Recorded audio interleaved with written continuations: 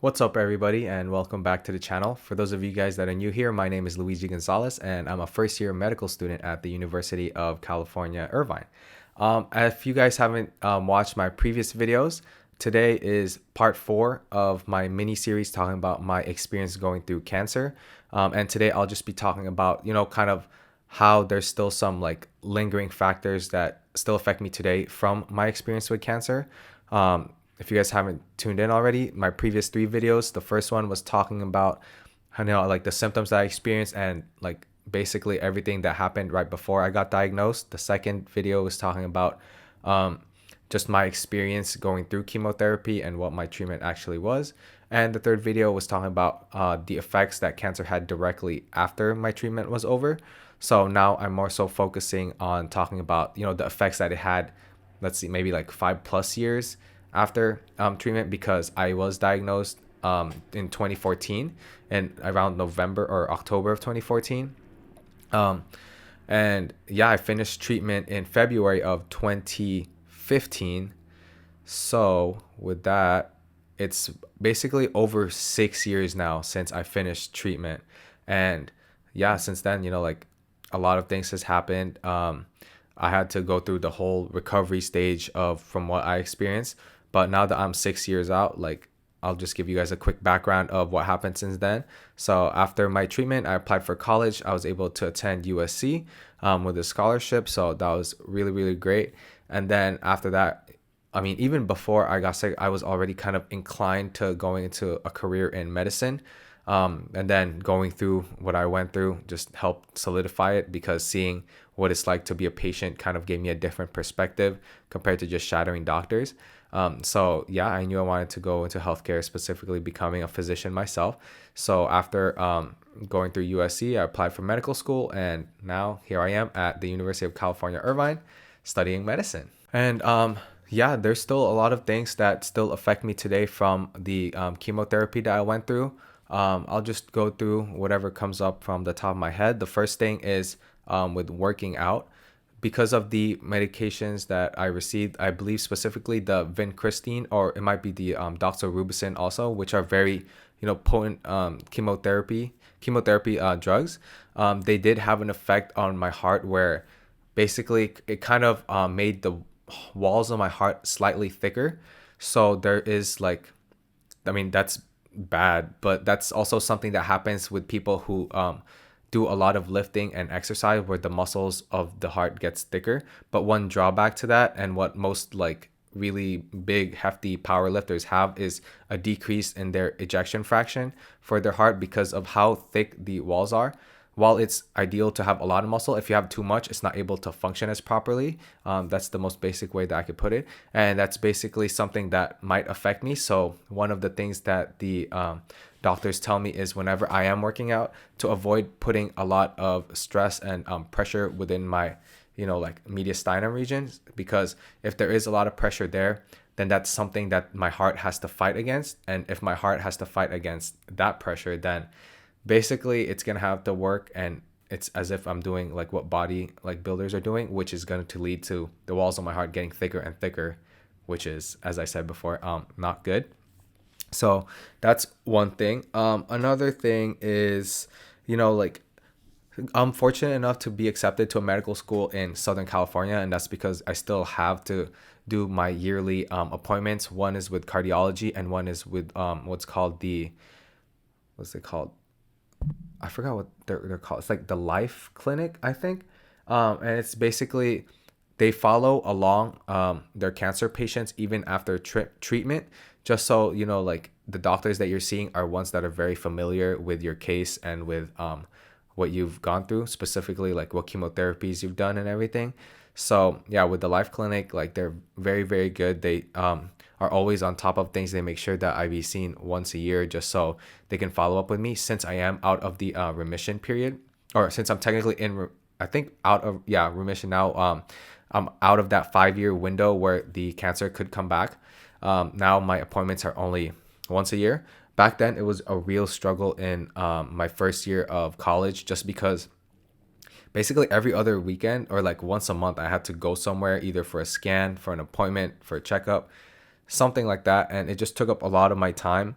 and it added like a lot of stress, especially because I'm trying to just get adjusted to the college life, and if I have to keep like going places, it really takes away like a lot of my weekends. And speaking on that topic, now they also the cardiologist, and I guess also like my oncologist that I see once a year, they also really like kind of tell me the importance of not stressing out too much, just because like one of the things that stress does is it weakens your immune system, and being a cancer patient and everything, like you just don't want to do anything that could even like push your body towards that.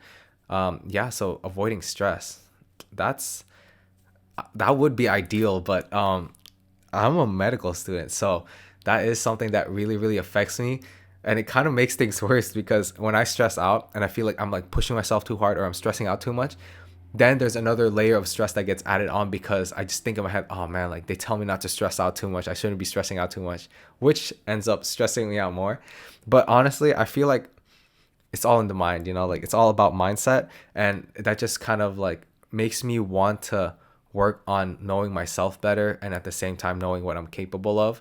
I know like some things might seem challenging, but I've gone through like tougher things before. That's why I keep telling myself, like this isn't as bad as when blah blah blah was happening. So then I would just think in my head, okay, I can get through this, like this isn't too bad, you shouldn't really stress out, you'll get through this. So with that, it's kind of helping me out a lot, just because I feel like later down the road, even like no matter what specialty I choose to pursue, whether it's in internal medicine or like surgery, I'm gonna end up stressing out a lot more because those like residencies are tough. So I think it's good that I'm getting to know myself better now and learning like my stress management skills now. And yeah, I guess the last thing that still affects me today is kind of like the more superficial things that I see every day, specifically my hair being thin. It still hasn't gone back. I've met with like a number of dermatologists just to kind of like see if there's something that I can do there. I've taken a number of medications, and so far like nothing has really worked out too much. There's a video that I'm going to be posting talking about like a specific treatment that I did to kind of help with my hair. So I'll show you guys what that video is later on. But yeah, so far it hasn't really been working too much, but at the same time I also feel like it kind of goes away. Like I don't think about it as much.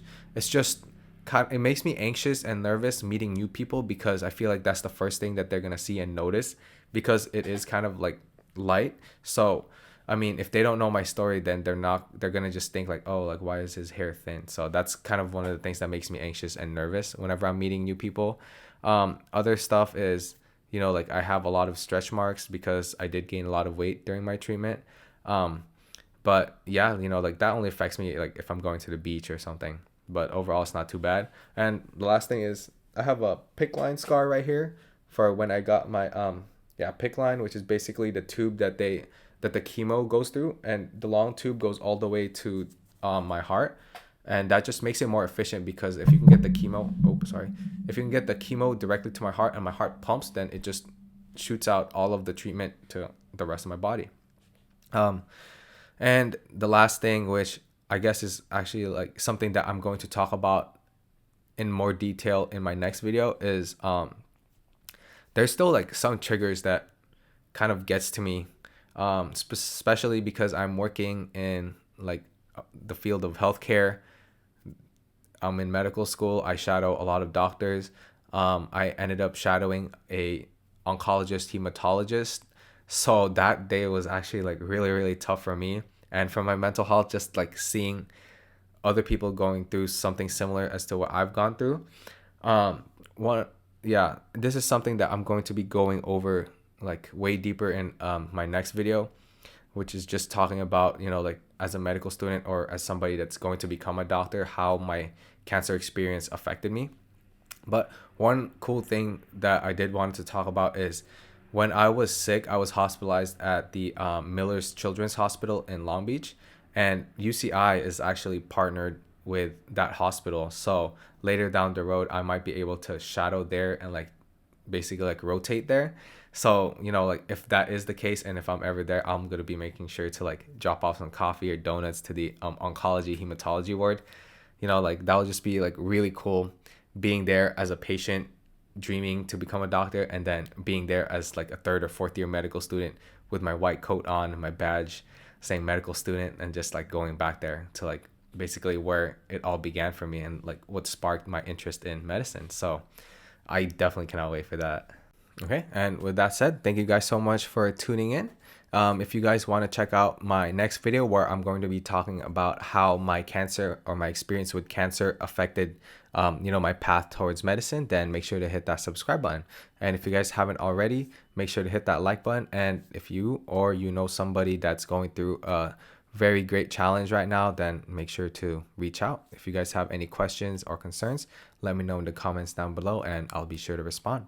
And with that said, thank you guys so much, and I'll catch you guys in the next one. Peace.